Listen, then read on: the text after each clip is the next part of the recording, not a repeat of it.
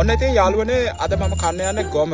ගොඩක් දෙනෙක් මට කියලා තිබුණා ගොම එක්ක සීනි කන වීඩියෝ එකක් කියලා. ඔන්න ෂුගර් කප් එකක් මං ගෙනල්ලා තියෙනවා.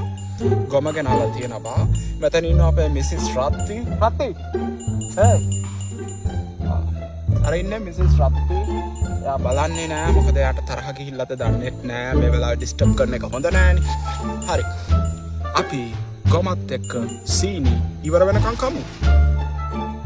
මේ විදිහට උඩින් සීනි ටික ගානිෂ් කරගන්නපා.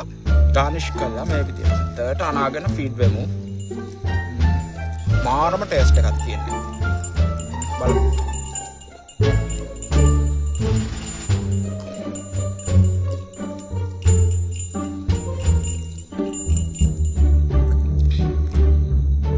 කනවද?